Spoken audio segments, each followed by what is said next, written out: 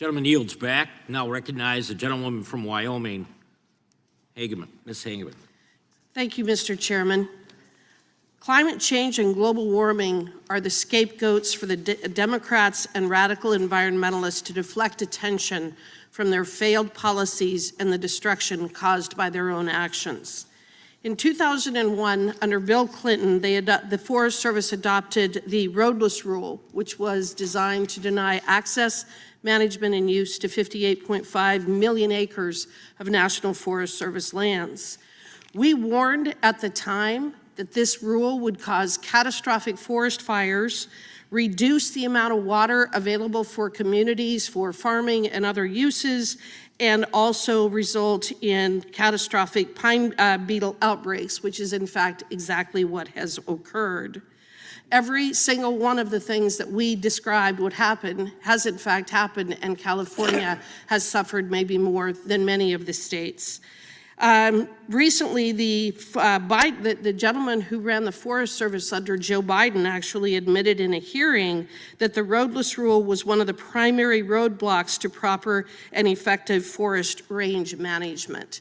So to say that the government is always trying to fix its last solution, I don't think you need to look any further than the roadless rule.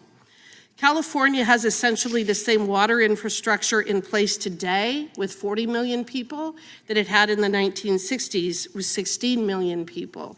So when we talk about putting conditions on the kind of relief that is going to be necessary to help to rebuild California, it must include additional water infrastructure and fire mitigation methods to avoid having these kinds of catastrophes happen ever again.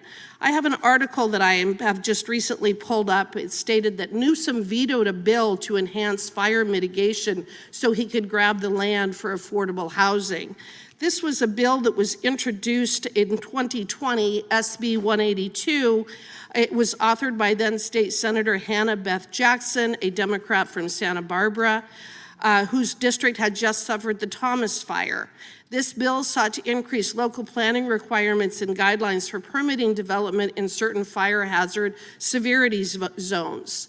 But what happened to that bill? It passed through both the Senate and the House. It was actually a very good bill. What happened? Mr. Newsom vetoed it. Why did he veto it? Because it did not comport with his idea of getting rid of single-family homes and pushing people into multifamily homes.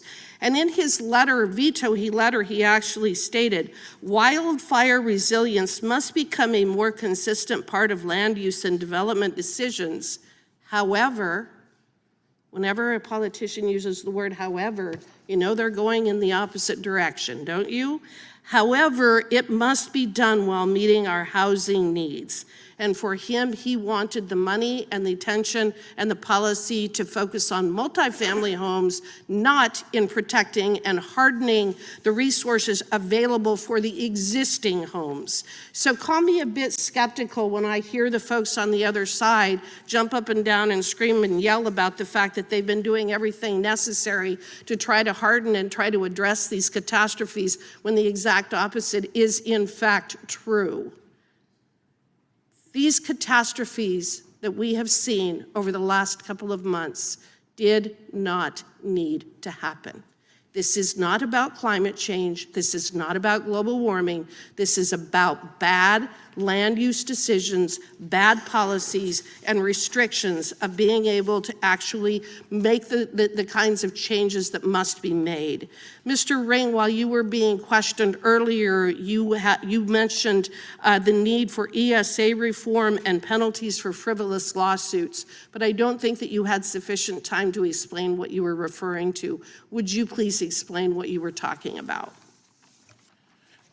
Well, Steve has talked about this as well, and it applies to almost any kind of development or land use decision in California. There are laws, and it's not just CEQA, it's the California Air Quality Management, the CARB is a agency, and the Coastal Commission, which came up, but there's countless laws and regulations that provide grounds for lawsuits.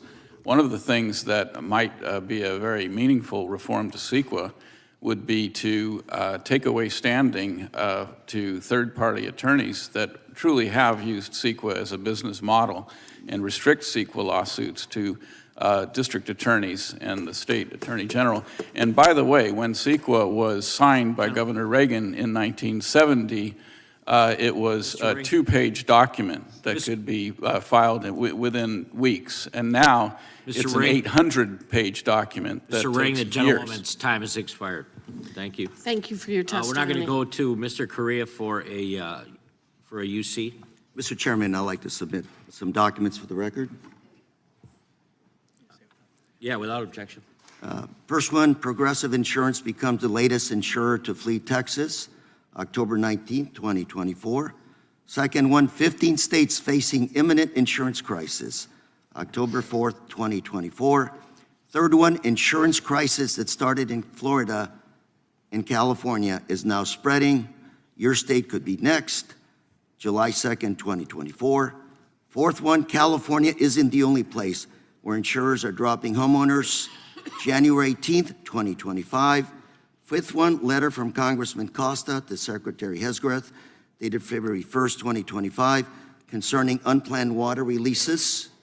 And the sixth one, a letter from members of the California delegation to the Chairman Fitzgerald and Ranking Member Nadler, dated February 5th, 2025, supporting California's insurance regulation. Thank you. Without objection, the chair now recognizes the gentlewoman from Vermont, Ms. Ballant.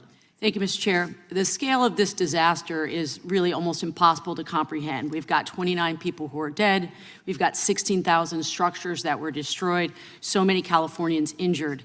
And while these devastating fires were raging on, Republicans' first reaction was to blame